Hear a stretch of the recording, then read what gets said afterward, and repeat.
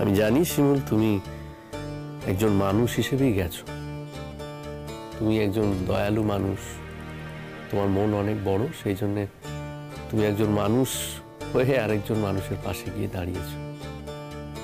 কিন্তু একটা জিনিস ভেবে দেখো, যে তোমার সঙ্গে থাকবে সে তো এটা নাও মেনে নিতে পারে, এবং ও যদি ভুল বুঝে থাকে সেটার মধ্যে কোনো অন্যায় নেই, সেটি স্বাভাবিক। তাই বলছি শিমুল, তুমি আর অকারণে না নিজের জীবনটাকে এইসব জটিলতার মধ্যে জড়িও না। তুমি খুব ভালো থাকো শিমুল। আর তুমি যদি ভেবে থাকো যে আমি নাটক করছি, অভিনয় করছি, বানিয়ে বানিয়ে এইসব সংলাপ বলছি, সেটা কিন্তু নয় শিমুল। বিশ্বাস করো, আমি এক ফোঁটাও মিথ্যে কথা বলছি না। আমি যেটা বিশ্বাস করি সত্যি সেটাই আমি বলছি। তুমি না তোমার ব্যাপারটা নিয়ে ভাবো, আমাকে নিয়ে তোমায় ভাবতে হবে না। জানি তোমাকে নিয়ে ভাবার লোক আছে, ভালো করেই জানি।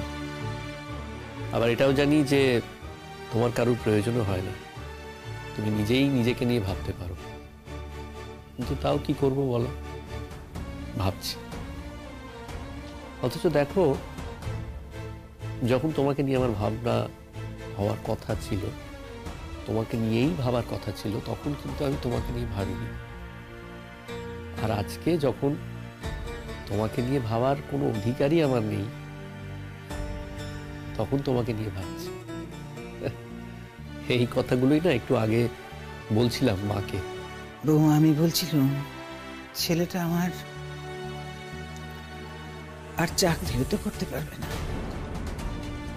এখন এইসব কথা কেন বলছো বলো তো? ট্রিটমেন্ট তো আছে। শিমুল, তুমি খুব ভালো করেই জানো ডাক্তারবাবু তোমাকেও সবটা বলেছেন। উনি নিশ্চয়ই বলেছেন যে ট্রিটমেন্টে কোনো লাভ হবে না। হ্যাঁ, আমার লাইফ রিস্ক ছিল। আমার জীবনটা বাঁচাবার জন্যে ওনারা এমন কিছু অপারেশন করতে বাধ্য হয়েছেন যেটার ফলে এই অঙ্গহানিটা হয়েছে। আমার মোবিলিটি হারিয়ে গেছে, কিছু করার নেই। আর নিশ্চয়ই বুঝতেই পারছো শিমুল, এই অবস্থাতে আমি স্কুলেও যেতে পারবো না। এই বেশিক্ষণ আমি বসেই থাকতে পারছি না এখন স্কুলে যাওয়ার কথা। আর এইভাবে চাকরিটাও কিন্তু বেশি থাকবে না আমার। আগে দেখা যাক কি হয়, এখনই এত হতাশ হয়ে লাভ নেই। না না, হতাশ হচ্ছি না আমি শিমুল, ভুল করছো। আমি কিন্তু হতাশ হইনি। যেটা বাস্তব সেটাকে আমি মেনে নিচ্ছি, সেটাকে আমি অ্যাকসেপ্ট করছি। আমি তো তোমাকে আগের দিনও বলেছি, আবারও বলছি, এই চাকরিটা যদি তুমি করতে। আমি কেন তোমার চাকরি নিতে যাব?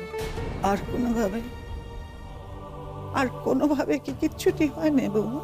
কি হওয়ার কথা বলছো তুমি মা? না না, আমি জানি গো বৌমা, তোমাদের দুজনের কাটান ছাড়ান হয়ে গেছে, তোমাদের ওই কি বলে ডিভোর্স হয়ে গেছে, তাই তো? সে কথা আমি জানি। আমি তো মা, জানি না কেন বারবার আমার খালি এই কথাই মনে হয় যে কোনোভাবে কি আর কিচ্ছু করা যায় না। মানে অনেক সময় শুনি তো ডিভোর্স হয়ে যাওয়ার পরেও মানুষের দুজনে একসঙ্গে থাকে, আবার বিয়ে টিয়ে করে, সেই রকম কিছু। আমি জানি এই কথা বলা হয়তো আমার ঠিক নয়, কারণ তুমি তোমার জীবনটাকে হয়তো অন্যভাবে গুছিয়ে নেওয়ার কথা ভেবেছ।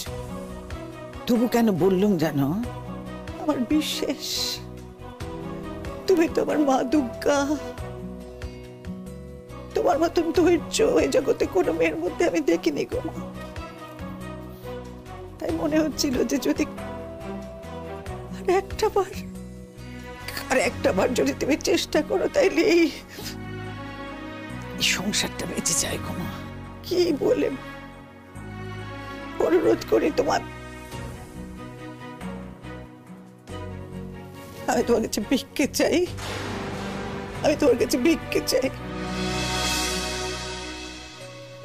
ভিক্ষে চাই গো মা। ওই হয়নি? মা এসব কি করছো তুমি? এমন করে বলো না। এভাবেই তো বলার কথা গো মা, আমি জানি এভাবেই বলার কথা। তোমার মতন মেয়ে, তাকে কেউ হারাতে চায় না বৌমা, আমি তো চাই নে। তবে এত করে বলছি কেন জানো? ডাক্তারবাবু তো আমার পরাগকে বেশ দিন সময় দেননি না? না না, তোমরা আমাকে কিছু বলোনি, আমি জেনে গেছি, আমার জায়ের কাছে জেনে গেছি গো। ডাক্তারবাবু ওকে বেশি দিন সময় দেননি, বলেছেন শুধু এখনকার মতন প্রাণী বাঁচিয়েছেন, তাই তো? তাই বলছিল, মা হয়ে এই কথা বলল, বেশি দিন পর আর তোমাকে জ্বালাবে না বৌমা। বৌমা, তুমি রান্না করে দাও বা বাইরে থেকে এসে সাহায্য করো, এ আমার ভালো লাগে না, খুব খারাপ লাগে। কটা দিনই তো, আর তো মাত্র কটা দিন।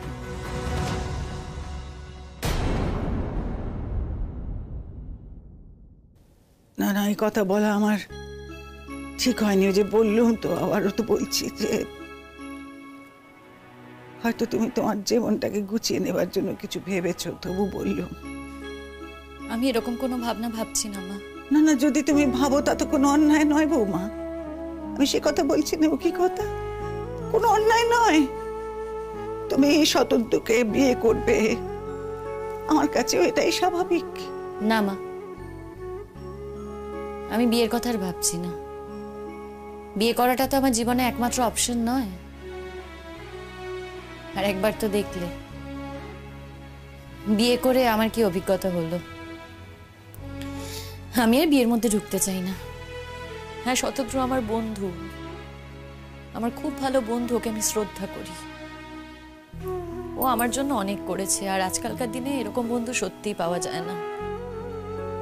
আজ আমার পাশে থাকার জন্য ওর বিয়েটা অবধি ক্যান্সেল করে দিয়েছে। কিন্তু কোথাও কোথাও তো আমাকে স্বার্থপর হতে হয়েছে বলো। তবে হ্যাঁ, শতদ্রুর একটা দাবি আছে, ওর এই দাবির সাথে আমি একমত নই। আর এই বাড়িতেও থাকার কথা আমি ভাবছি না। বাইরে থেকে যতটা পারি আমি তোমাদের সাহায্য করব। না সিঁদুর, তুমি এসো না এখানে। তুমি যদি নিজেও আসতে চাও, আমি তোমাকে বারণ করব। এসো না তুমি। দেখো, মা তোমাকে এই কথাগুলো বলছেন, মায়ের মন তো, মা তার সন্তানের কথা ভেবে স্বার্থপর হয়ে এই কথাগুলো বলছেন, অন্যায় আবদার করছেন তোমার কাছে। তোমার দরকার নেই। তুমি একটা বারের জন্যেও ভেবো না যে আমার কি হবে, ভেবো না। শুধু আমি একটাই অনুরোধ করব তোমাকে শিমুল, যদি সম্ভব হয় দেখো যে আমার মা যেন পথে না বসে। এই বাড়িটা তো এখনো মায়ের নামে। ছেলে বেঁচে না থাকলে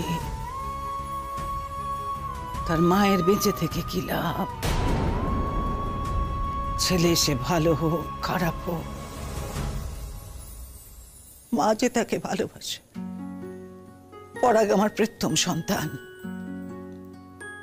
তার প্রতি আমার অনেক অনেক দুর্বলতা গো বৌমা। তাই বললুম, অনুরোধ করলুম। না না, আমি ঠিক বোঝাতে পারবো না তোমাকে আমি কেন এই কথা বললাম।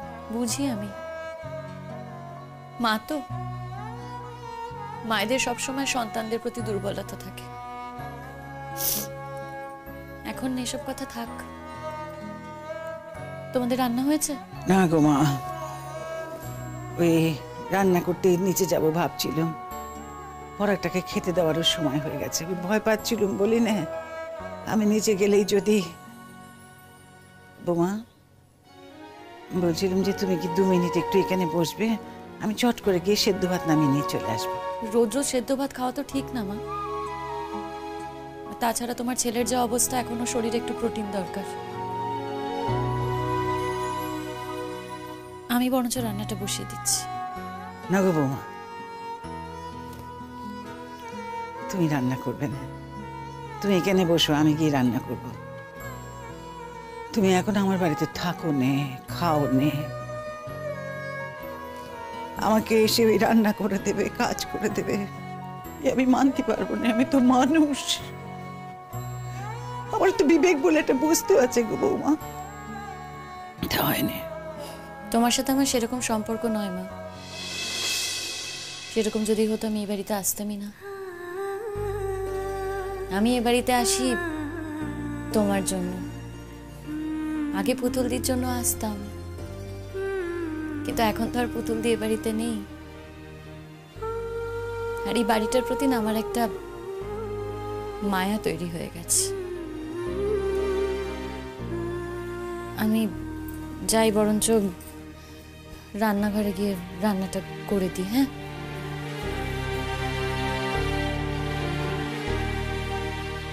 তোমার ছেলের যদি আমার হাতে খেতে আপত্তি থাকে তাহলে। মা একটু আগেই বলছিল যে মরে আছে তাকে আর নতুন করে কি মারবে। সত্যি আমি মরে আছি শিমুল, আমার তো নতুন করে আর মরার কিছু নেই। কিন্তু এই যে আমি মরে আছি না, আমি খুব শান্তিতে আছি জানো তো। কেন জানো তো? আমার মনে হচ্ছে আমি প্রায়শ্চিত্ত করার একটা সুযোগ পাচ্ছি। সেই জন্য তুমি যদি রান্না করে দাও আমার খুব খারাপ লাগবে শিমুল। আর কত ঋণের বোঝা বাড়াবে বলো তো? এসব কথা থাক, তুমি বরঞ্চ তাড়াতাড়ি সুস্থ হওয়ার চেষ্টা করো। চাই রান্নাটা বসিয়ে দিই, দেরি হয়ে যাচ্ছে।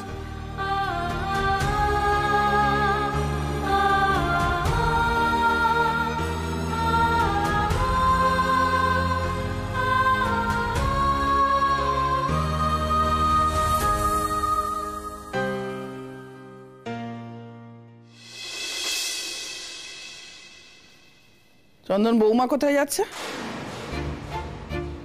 তোমার বৌমাকে জিজ্ঞেস করো কোথায় যাচ্ছে। পাড়ার বউরা ওর মাথা খেয়েছে।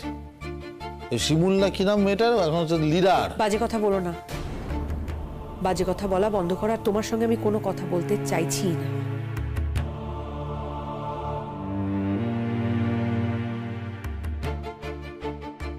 মা, আসছি আমি। এতগুলো বছর চেষ্টা করেছি যতটা সম্ভব তোমার দেখাশোনা করার, তোমাকে সেবা যত্ন করে ভালো রাখার, তোমার গোটা পরিবারকে ভালো রাখার। আর বোধহয় প্রয়োজন নেই আমার। তোমার বৌমা, তোমার নাতনি সবাই চলে আসবে, আর তোমার ছেলে তো রইল। অসুবিধা হবে না, দেখো। ভালো থেকো। তুমি কি মনে করো বৌমা, আমি মেনে নেব? ও এ বাড়িতে কাউকে নিয়ে এলে সেটা আমি মেনে নেব? হ্যাঁ, তোমার কি মনে হয় তোমার মানা বা না মানাতে কিছু আটকে থেকেছে? তোমার ছেলের এসব কাজকর্মকেই তোমার মানা বা না মানার জন্য আটকে থেকেছে? সে তার একটা বিয়ে করেছে, তার আর একটা সংসার আছে, তার একটা বাচ্চাও আছে। আর সত্যি কথাই তো, ওই মেয়েটার কি অপরাধ গো? কি অন্যায়? ওর তো কোনো অন্যায় নেই। দিনের পর দিন তোমার ছেলেই তো মিথ্যে কথা বলে তাকে ঠকিয়ে চলেছে। আর আমি তো নিজে থেকেই বাড়ি ছেড়ে চলে যাচ্ছি, আমাকে তো কেউ জোর করেনি, আমি নিজের ইচ্ছে বাড়ি ছেড়ে চলে যাচ্ছি। তাই এইসব কথাগুলো এখন ওঠার কোনো মানেই হয় না। তুমি বরং এক কাজ করো, যত তাড়াতাড়ি সম্ভব তোমার বৌমা, তোমার নাতনি, তাদেরকে এ বাড়িতে নিয়ে চলে এসো। একটা বাচ্চাই বা ওরকমভাবে একা একা বড় হবে কেন? তার যেখানে ঠাকুমা আছে, পিসি আছে, তার নিজের বাবা আছে। বাবা নাকি মাঝে মাঝে দেখা করতে যায়। কেন? বাবার তো উচিত তার সন্তানের নিয়মিত দায়িত্ব নেওয়া। হয়েছে? হ্যাঁ, তোমার কথা শেষ হয়েছে? হ্যাঁ, হয়েছে। এই জীবনের মতো তোমার সঙ্গে আমার সমস্ত কথা শেষ হয়ে গেছে। তোমার সঙ্গে আমি আর একটা কথাও বলতে চাই না। কিন্তু আমিও তোমাকে এখান থেকে যেতে দেবো না। আটকে রাখবে? কোন সাহসে বলছো কথাটা? কি ক্ষমতা তোমার? তুমি আমাকে আটকে রাখবে? কোন জোরে তুমি আমাকে আটকে রাখবে বলো? আমি তো বুঝতেই পারছি না কোথা থেকে কি হয়ে গেল। তুই যদি এই অধর্মটা করিস চন্দন, আমি কিন্তু তোর কাছে থাকবো না বলে দিলাম। তো দিদিকে বলে দেবো, ও আমাকে এসে নিয়ে যাবে। না, একদমই না। কেন মা?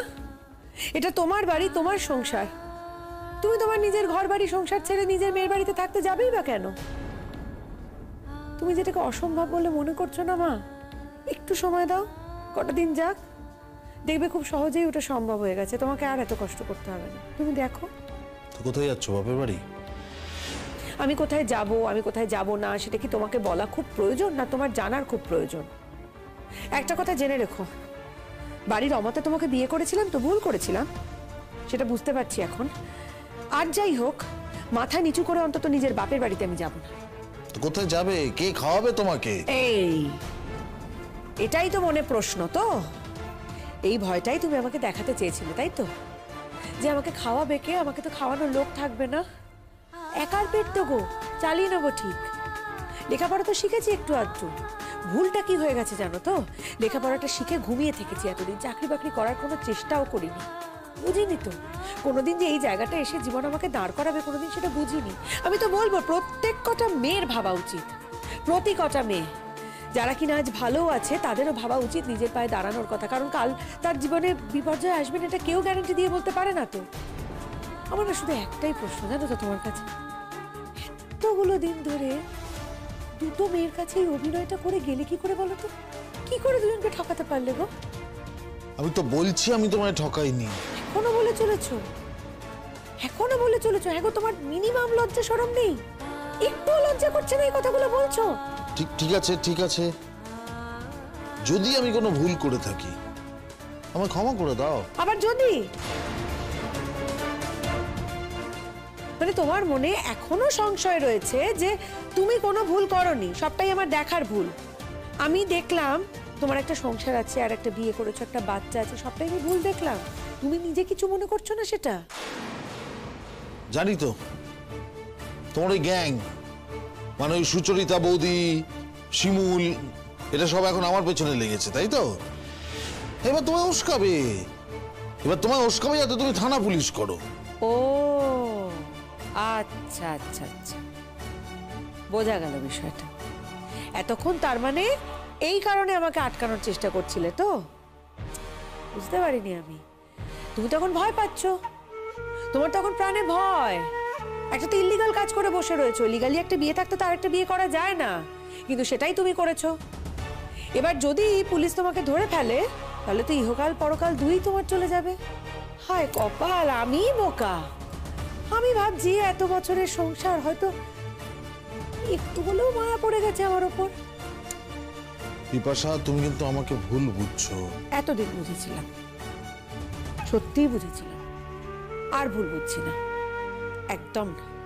শোনো মা, তোমাকে আমি একটা কথা বলছি, এই বাড়ি আমার, এই বাড়ি ছেড়ে তুমি কোথাও যাবে না, তুমি এই বাড়িতেই থাকবে। না না না মা, প্লিজ দয়া করো, দয়া করো না। আমি জানি এ বাড়িতে থাকার আমার আইনত অধিকার আছে, এমনিতেও আমার অধিকার আছে, কিন্তু আমি এ বাড়িতে থাকতেই চাই না গো। কারণ থাকলেই তো এর মুখটা আমায় দেখতে হবে। আমি কোনোভাবেই এক ছাদের তলায় আর থাকতে চাই না। প্লিজ এই অনুরোধটা করো না। তুমি আমার বাড়ির লক্ষ্মী বৌমা, তুমি আমার বাড়ি ছেড়ে কোথাও যাবে না, আমার কথাটা শোনো মা।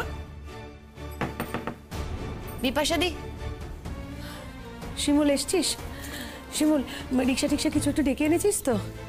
এ দেখ, আমার কিন্তু মালপত্র বেশি নেই। হ্যাঁ রিক্সা এনেছি। কি চাও বলো তো? তুমি কি চাও? আমার ফ্যামিলিটা এভাবে শেষ করে দিচ্ছ কেন তুমি? গলা নামিয়ে কথা বলুন। আমি আপনার ফ্যামিলি শেষ করছি না, আপনার ফ্যামিলি আপনি নিজেই শেষ করেছেন, নিজেই ধ্বংস করেছেন। আর এর জন্য না আপনি পুরোপুরি দায়ী। লজ্জা করে না না আপনার? একটা মানুষকে দিনের পর দিন ঠকিয়েছেন, ভালোবাসার আড়ালে তাকে ঠকিয়েছেন, নিজে ধ্বংস করেছেন সবটা, আর তারপর এত বড় বড় কথা বলছেন। তাই তুই চুপ করো। নিজের সংসার নিজে রাখতে পারে না, আবার অন্যকে জ্ঞান দিতে। খবরদার, আর ওকে অপমান করবে না তুমি। তোমার জন্য মিথ্যে ভাবে ভুল বুঝে আমি ওকে যথেষ্ট অপমান করেছি। লজ্জায় কুকড়ে যেতে হচ্ছে আমাকে প্রতি মুহূর্তে ওর সামনে দাঁড়িয়ে। শিমুল, শিমুল মা, তুমি ওকে একটু বোঝাও না মা। এই বাড়িটা তো ওরও, এই বাড়িতে ওর সমান অধিকার আছে, ও এই বাড়িটা ছেড়ে কেন যাবে? একটু বোঝাও না মা। আমার মুখ পোড়ানোর জন্য? আবার কেন? এই সবাই দেখবে যে ও বাড়ি ছেড়ে চলে গেছে। সবাই শুধু এটাই দেখবে বুঝি? সবাই আর কিচ্ছু দেখবে না, অন্য কিচ্ছু তাদের চোখে পড়বে না? তুমি যে আরেকটা মেয়েকে বিয়ে করেছো, সে যে আসবে এই বাড়িতে, সেটা কেউ দেখবে না? হ্যাঁ, সেটা তো তুমি খুব ভালো করেই জানো যে ওকে আমি এখানে নিয়ে আসতে পারবো না। কেন পারবে না? এই তো জুড়ি থেকে বেড়াল বেরিয়েছে। এই যে ওর তো এতদিন কোনো অস্তিত্বই ছিল না। আজ অন্তত ও ব্যক্তিটির অস্তিত্ব দেখা গেছে। তুমি একটা প্রতারক, একটা বাজে ছেলে, আদ্যপান্ত একটা বাজে ছেলে। তোমার জীবনের শুরুর দিন থেকে প্রত্যেকটা স্ট্রাগলে আমি তোমার পাশে ছিলাম, আর আজ তুমি কি করলে, এটা তোমার থেকে বড় বেইমান আর কেউ হয় না গো, কেউ হয় না। আমার লজ্জা করছে জন্ম। তুই যে আমার ছেলে, তোকে যে আমি পেটে ধরেছি এটা ভাবতে আমার লজ্জা করছে, আমার ঘেন্না করছে। শেষ পর্যন্ত তুই আমার মাথা এইভাবে হেড করে দিলি। আর ওই বা আমাকে একটা বাচ্চা দিতে পারলো না কেন? আমি যে বাচ্চা ভালোবাসি সেটা তুমি জানতে না মা? তুমি তো জানো ভালো করে। তো বাচ্চা ভালোবাসিস বলে একটা মেয়েকে তোকে বিয়ে করতে হলো? আশ্রম থেকে একটা বাচ্চা নিয়ে এসে মানুষ করতে পারলি না?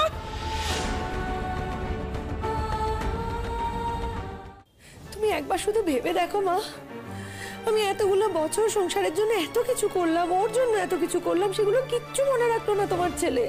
শুধু আমার মধ্যে যেটুকু ত্রুটি সেটুকুকেই হাইলাইট করছে, যেটা আমার সব থেকে বড় দুর্বলতা। তাহলে এতদিন বলনি কেন? বলনি কেন? এতদিন কেন গোপন করেছিলে বলো?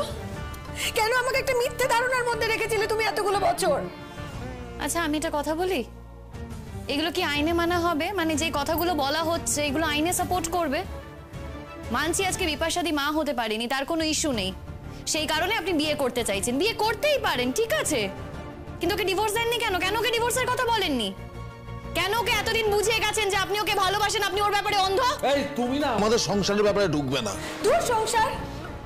কিসের সংসারের কথা বলছো তুমি? সংসার কি আদৌ আছে? যদি থাকতো তাহলে না হয় কথা ছিল।